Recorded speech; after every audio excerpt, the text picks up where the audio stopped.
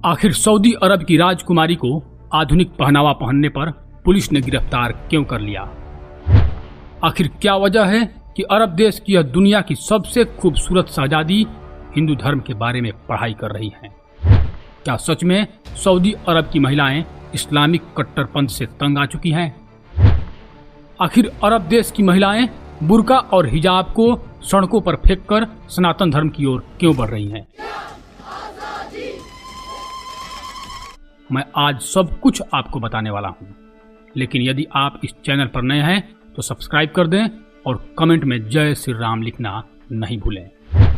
नमस्कार दोस्तों, मैं आपका दोस्त रजनीकांत ओझा। सऊदी अरब इस्लाम को मानने वाला देश है, जहां की कानून भी इस्लामिक ही है। मगर सऊदी के शाही परिवार मुस्लिम होने के बावजूद भी इन दिनों चर्चा में आ गया है।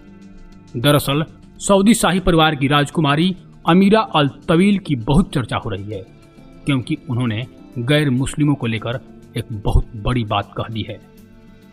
बहुत ही खूबसूरत फैशन आइकॉन और समाज सेवी की पहचान रखने वाली अमीरा ने महज 18 वर्ष की उम्र में अल वालिद से शादी की थी। वालिद उस वक्त अमीरा से 28 साल बड़े थे। अमीरा का जन्म भी सऊदी के शाही परिवार में ही हुआ था, लेकिन उनके माता पिता तख्त के उत्तराधिकार में हिस्सा नहीं रखते थे। हालांकि वालिद से शादी के बाद अमीरा आधिकारिक तौर पर सऊदी की राजकुमारी बन गई थी, लेकिन साल 2013 में दोनों का आपसी सहमति से तलाक हो गया था। इसके बाद अमीरा ने यूएई के बिजनेसमैन खलीफा बिन बुत्ती अल मुहैरी से शादी कर ली। साल 2016 में उन्होंने सोशल मीडिया पर बिना हिजाब पहने तस्वीरें पोस्ट की थी। इसके बाद इन्हें पुलिस ने गिरफ्तार कर लिया। अमेरिका की यूनिवर्सिटी ऑफ हेवन और ब्रिटेन के किंग्स कॉलेज ऑफ लंदन में शिक्षा प्राप्त करके अमीरा सऊदी अरब में महिलाओं के अधिकारों के लिए बहुत काम कर रही हैं। अपने अल वालिद बिन तलाल फाउंडेशन के जरिए उन्होंने देश में लोगों को मदद पहुंचाने के कई प्रोजेक्ट्स पर काम किया, जो दुनिया भर में गरीबी हटाने, त्रासदी में मदद और इस्लामिक कट्टरपंथ से छुटकारा तथा महिलाओं के अधिकार और अंतर्धार्मिक संवाद के लिए एनजीओ का काम करता है। 2012 में सऊदी की राजकुमारी रहते हुए अमीरा ने वॉल स्ट्रीट जर्नल को एक इंटरव्यू दिया था। इस इंटरव्यू के दौरान उनसे सवाल पूछा गया कि आप इस्लाम को लेकर जागरूकता फैलाने का काम कर रही हैं। कई जगह इसके लिए सेंटर्स भी खोले गए हैं। इससे आपकी क्या आशा है? इस पर अमीरा ने जवाब दिया कि शिक्षा से आपको ज्ञान मिलता है। इसके बाद अमीरा ने अन्य धर्मों को लेकर कहा, मैंने कंपैरेटिव रिलीजन की पढ़ाई की है। मैं हिंदू धर्म, यहूदी धर्म, ईसाई धर्म के बारे में शिक्षा हासिल की। अध्ययन की इस पूरी प्रक्रिया ने मेरी आंखें खोल दी। साथ ही मेरे मन में इन धर्मों के लिए सम्मान और ज्यादा बढ़ गया है।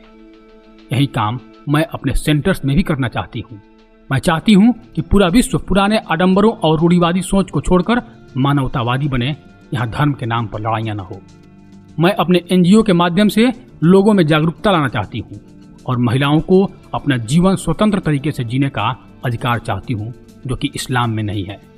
मैंने पढ़ा है कि हिंदू धर्म में महिलाओं को देवी कहा जाता है। पूरे दुनिया को इन पुरातन सभ्यताओं से सीखना चाहिए और इसीलिए भारतीय संस्कृति का मेरे ऊपर अलग ही प्रभाव पड़ा है। दोस्तों, अमीरा जैसी कई महिलाओं के कारण ही सऊदी अरब में बीते कुछ सालों में कई बदलाव हुए हैं और महिलाओं की बदतर स्थिति में पहले से बेहतर हालात हुए हैं। हालांकि अभी भी सऊदी अरब में महिलाओं की जिंदगी तमाम पाबंदियों के बीच कट रही है। वहां की महिलाएं गाड़ी नहीं चला सकती, अच्छे स्कूलों में पढ़ने के लिए या विदेश जाने के लिए भाई, पति या पिता की अनुमति अनिवार्य है। उनका पूरा शरीर कपड़ों से ढका हो, सिर्फ आंख दिखना चाहिए। और अरब की महिलाएं अपना फोटो तक नहीं खिंचवा सकती। यदि खिंचवाना है तो बुर्के के ऊपर से ही। इस तरह के नियमों ने अरब की महिलाओं का जीना हराम करके रख दिया है। परवीना पूजा उपाध्याय, जो मुस्लिम से हिंदू बनी है, कहती हैं, मुझे कभी इस धर्म में अध्यात्म नजर नहीं आता। बस एक व्यापार सी पूरी विचारधारा है। महिलाओं को कोई दर्जा नहीं दिया जाता। यह वैज्ञानिक पुस्तक सिर्फ मर्दों की खुशियों के लिए लिखी गई है। यहाँ मर्द 6 औरतें रख सकता है और उन्हें अगले दिन छोड़ भी सकता है। इस्लाम में मरने के बाद मर्दों को ही 72 हूरों के मिलने की बात की गई है। ये सब दोयम दर्जों का विचार है, जो औरतों पर क्रूर अत्याचार जैसा है। कट्टरपंथी पंथ से भरी हुई है इस्लाम, और मैं इसे छोड़कर खुली हवा में सांस ले रही हूँ। जो सारी जिंदगी औरत की इज्जत के साथ खेल के और 3 बार बोल के उसको छोड़ देगा बीच चौराहे पे दूसरे आदमियों के लिए। तो आपका हलाला किससे करवाया, किससे निकाह करवाया आपका? मेरे तो उसके दोस्त से। अच्छा। लेबनान के रहने वाले नायब रसूख जो हिंदू धर्म अपनाकर श्रीहरि बन गए हैं, वे कहते हैं सनातन धर्म एक समुद्र जितना गहरा है, इसके अध्यात्म में डूबकर इस्लाम स्वतः ही छूट गया। सनातन धर्म की विशालता ऐसी है कि मैं अपना मजहब, नाम, जाति, मित्र लेबनान तक भूल गया हूँ। जो सनातन में प्रवेश करता है वहीं स्वयं को परमात्मा के रूप में पहचानता है। अरब की महिलाओं को इतना बंदिशों में रखा जाता है कि वे अरब छोड़कर भागना शुरू कर दी हैं। मात्र 18 साल की राहत मोहम्मद अल कानून नास्तिक हो गई और इस्लाम से बचने के लिए कनाडा भाग गई। उससे पहले 24 साल की अलवा अपनी 19 साल की बहन के साथ सऊदी अरब से जर्मनी भाग गई थी। अलवा अब अपनी बहन के साथ जर्मनी छोड़कर कनाडा में रह रही हैं। अलवा कहती है भले उसे कनाडा में संघर्ष करना पड़ रहा है, पर सऊदी अरब में तो कोई जिंदगी ही नहीं थी। कम से कम हमें यहाँ तो आज़ादी मिली है, अपनी किस्मत मैं यहाँ खुद लिख सकती हूँ।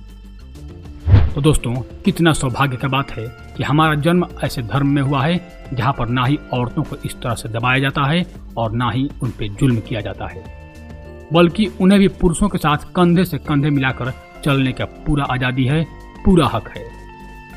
तो धन्यवाद दोस्तों। यदि आपको यह वृत्तांत अच्छा लगा हो तो कृपया हमारे चैनल को सब्सक्राइब कर दें। धन्यवाद। और कमेंट सेक्शन में जय श्री राम लिखना न भूलें। जय श्री राम।